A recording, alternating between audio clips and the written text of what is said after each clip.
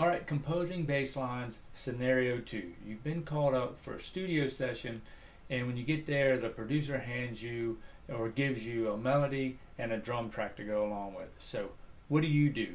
Coming up. All right, hello, I'm Donald Witt, the bass instructor of the How to Play Bass online course at iwanttoPlayBass.com.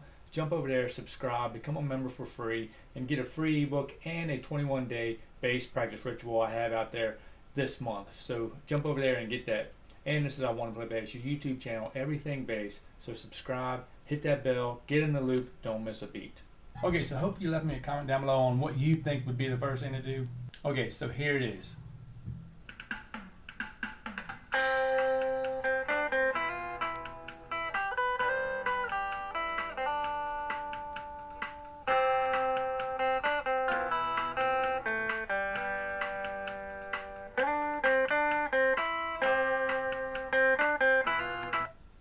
Alright, so there it is. There's the idea. There's the foundation of this musical composition. Okay?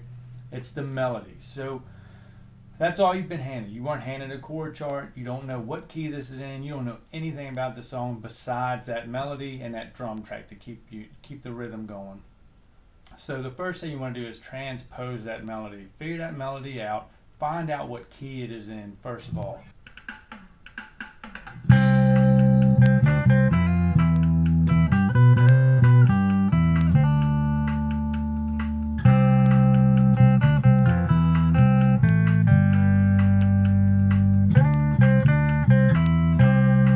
Right, so that's the first thing you want to do, and hopefully the melody's not too intricate that you struggle with transposing it.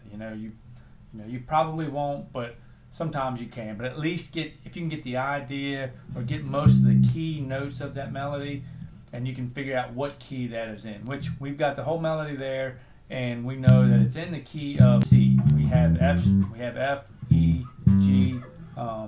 Everything in the key of C. So we know it's in the key of C. So the next thing you want to do is listen to it again. Try to get a chord progression down for that melody. Because that's most of the time when composers write music, they just write the melody and then they arrange the chords to fit the melody. There's thousands of ways to do this. There's a lot of times in your heavy metal rock and roll, the power chords that they're playing sometimes is the melody. So, the melody comes in all different forms, shapes, and forms. So don't think that you're just going to hear a melody like in a jazz standard and you're going to hear the melody just laid over everything. Sometimes you're not going to hear that. Sometimes you're going to have to take anything that you're given, like the chord progression could be the melody, or it's a vocal melody. So there's several ways to get the melody. Don't think that you're just going to hear one little guitar part. It can be anything. So whatever they hand you and they say this is the idea, whether it's power chords, piano comping chords, guitar melody, piano melody, saxophone, vocalist melody, anything, just take that and get the details to that, and then you come up with your chord progression or to underline the melody with the foundation, with the bass line, that low end that we're looking for. So what you do here, so now we know it's in the key of C, right? So now we just want to listen to the melody just a couple times, just so you can get an idea of a good chord progression, a good, you could just pedal the C, whatever you want to do, just listen to that idea here.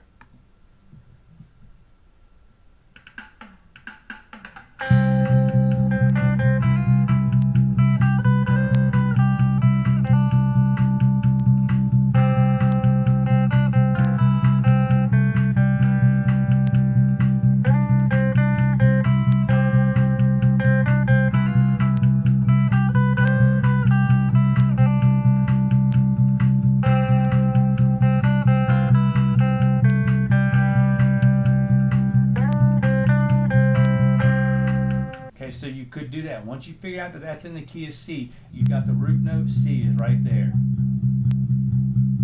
And then as we talked in the previous video, the chord tones of that chord, that C major, we're dealing with the C major there because we're in the key of C, so C major is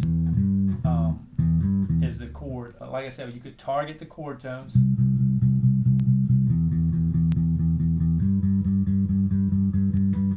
Okay, let's try that.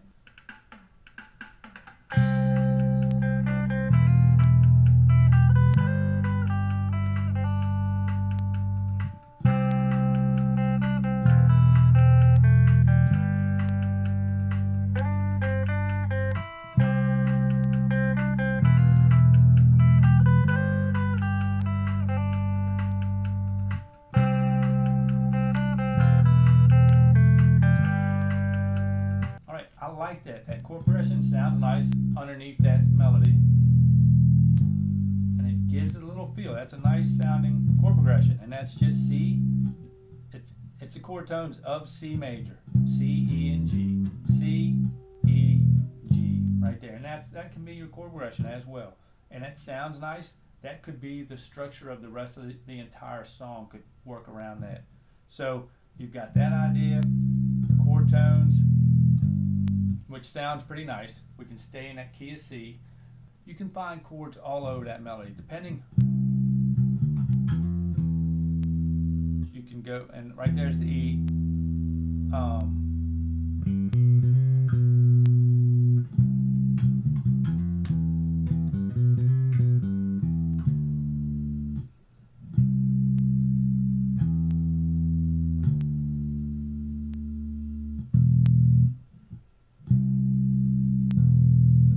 Or you can do that. You know, there's several areas. Let's see, we can go to that D right there, which is not in the chord. It's not in the key of.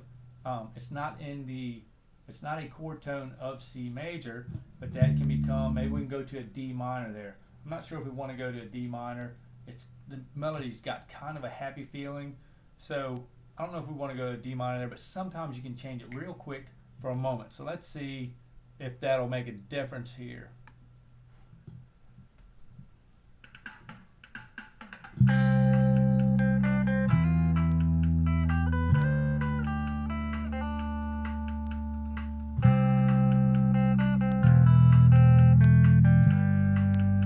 I like it.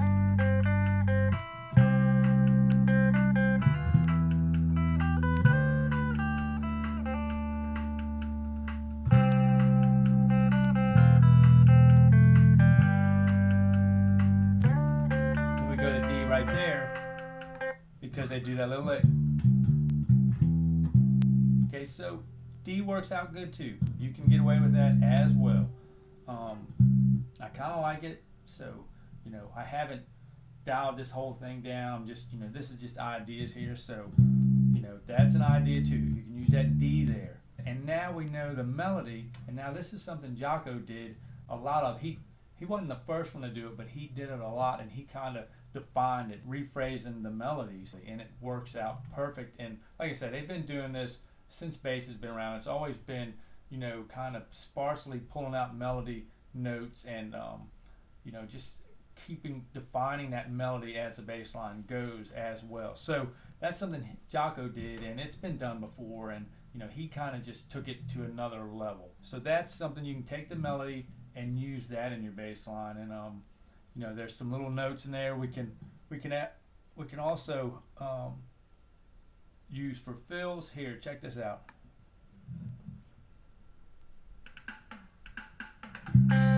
Whoops. I'm gonna do the D.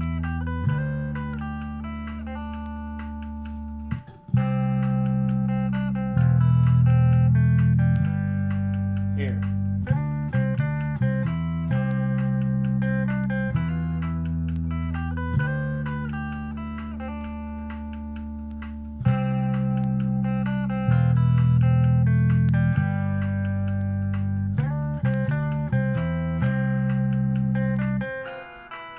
So you can do that all over. Now you try to harmonize with that melody in your bass line. Maybe not harmonize with it, just get some melodic harmonies in there. And let's try something like that.